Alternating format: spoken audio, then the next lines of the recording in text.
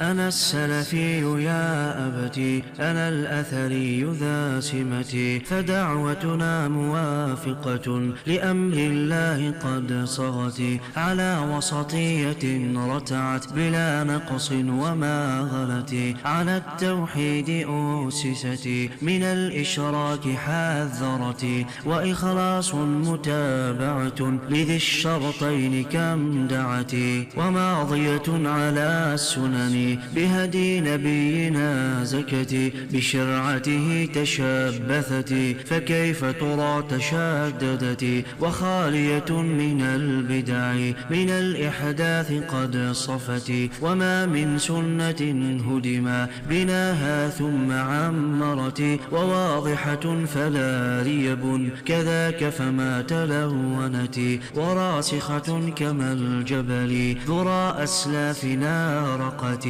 وسالمة وناجية طريق السنة اقتفت، وساطعة كما القمر ضياء العلم قد كست، وفي النكبات ثابتة عن الإرجاف قد نأت، ولم تتفرق السبل وأهل الزيغ فارقت، فوالت ما أحب الله من أعدى تبرأت، على الوحيين لا الأهوى شتات الناس جمعت، حوت إرث النبيين فأهل الذكر لازمت، وصوت الحق ما كتمت صحيح الخبر ميزت،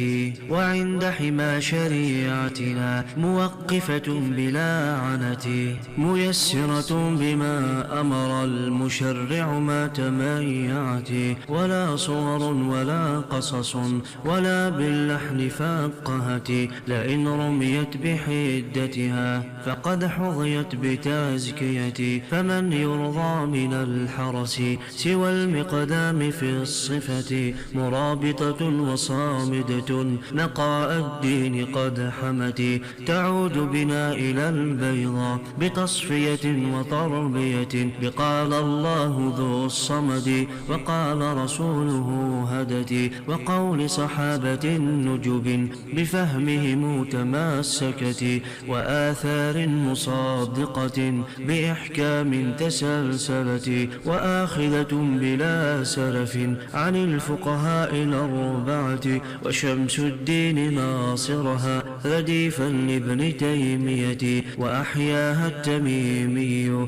بدعوته المسددة، ويحملها ربيعهم وبالألبان جددت، ونسبتها رسول الله عنه فما تحولت، فعذب الماء سيرتها لعمري إنها لغتي، لدى سمعي لأحرفها كما الظمآن من سنتي، فيا فرحي بعزتها بقلبي قد تربعت، فلا لن أفارقها مدى الأعوام ما أتت، وأرجو الرب تثبيتي عليها حسن خاتمتي، فلي نهجي ومعتقدي لحب الله يا أبتي.